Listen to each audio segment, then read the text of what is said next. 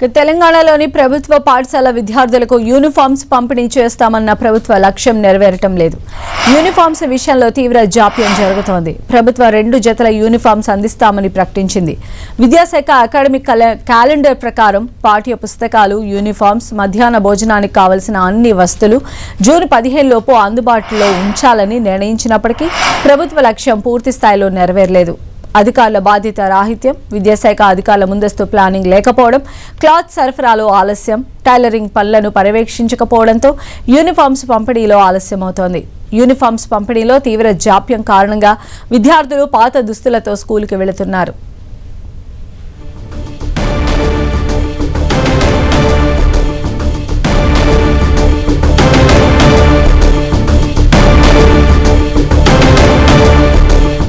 ఉమ్మడి మెదక్ జిల్లా వ్యాప్తంగా వివిధ పాఠశాలల్లో 2 లక్షల మంది విద్యార్థులు చదువుతున్నారు. పాఠశాలలు తెరిచి 2 నెలలు అవుతున్నా ప్రభుత్వం ప్రకటించిన సౌకర్యాలు ఏమీ విద్యార్థులకు అందటం లేదు.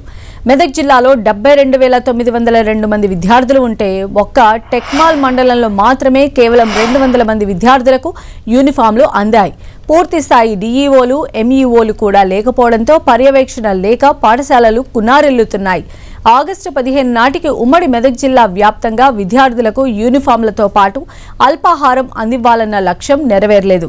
కొంతమంది విద్యార్థులైతే ఏకంగా సివిల్ డ్రెస్తోనే పాఠశాలకు వెళుతున్నారు.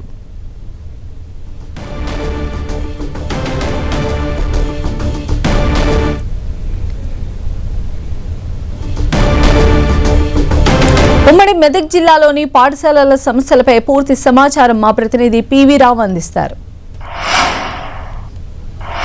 జిల్లాలో పాఠశాల విద్యా వ్యవస్థ మొత్తం అస్తవ్యస్తంగా ఉంది. డిఈఓలు లేరు, డిఈఓలు కూడా ఇన్ఛార్జి డిఈఓలు ఉన్నారు. చాలా మండలాలకు ఎంఈలు కూడా లేరు. అస్తవ్యస్తంగా తయారైంది. పాఠశాలలో తెరిచి 2 నెలలు దాటిపోయింది. మనం ఇప్పుడు కొత్తలాపూర్ అంటే జిల్లా పరిషత్ ఉన్నత పాఠశాల కొత్తలాపూర్, సంగారెడ్డి జిల్లా కొత్తలాపూర్లో ఉన్నాము. ఈ పాఠశాల దగ్గరకు వచ్చాము.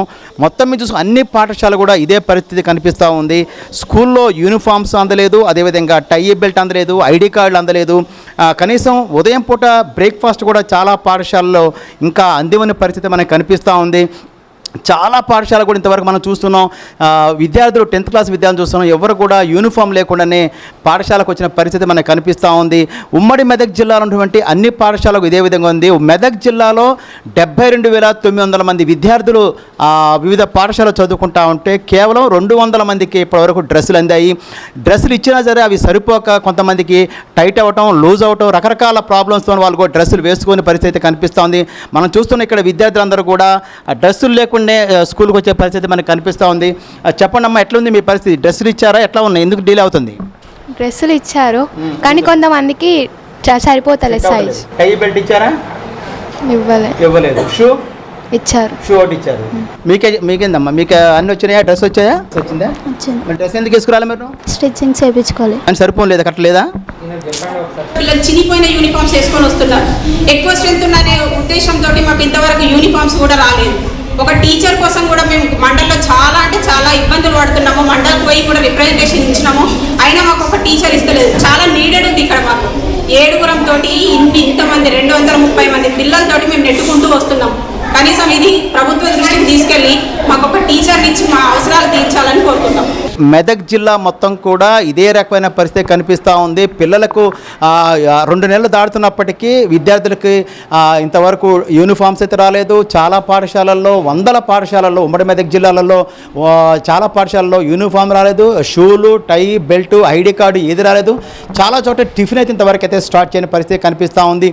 ముఖ్యంగా సిద్దిపేట డిఈఓ లేడు, ఇన్ఛార్జి జడ్పీ సీఈఓనే ఇన్ఛార్జిగా వ్యవహరిస్తూ ఆయన కనీసం అసలు పాఠశాల విద్యా రంగంలో ఏం జరుగుతుందో కూడా పట్టించుకునే పరిస్థితి లేదు.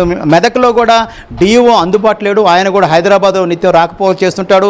అక్కడ కాన్సన్ట్రేషన్ చేయని జిల్లాలో పాఠశాల పరిస్థితి ఏంది, ఏమేమి అందుతున్నాయి, ఏమి అందట్లేదు కూడా చూసే పరిస్థితి లేదు. కనీసం ప్రభుత్వం ప్రకటించినటువంటి సౌకర్యాలు కూడా ఏవి కూడా అందని పరిస్థితి ఇక్కడ కనిపిస్తూ ఉంది. కెమెరా పర్సన్ వినోద్తో పివి రావు, 10 టీవీ, సంగారెడ్డి నుంచి.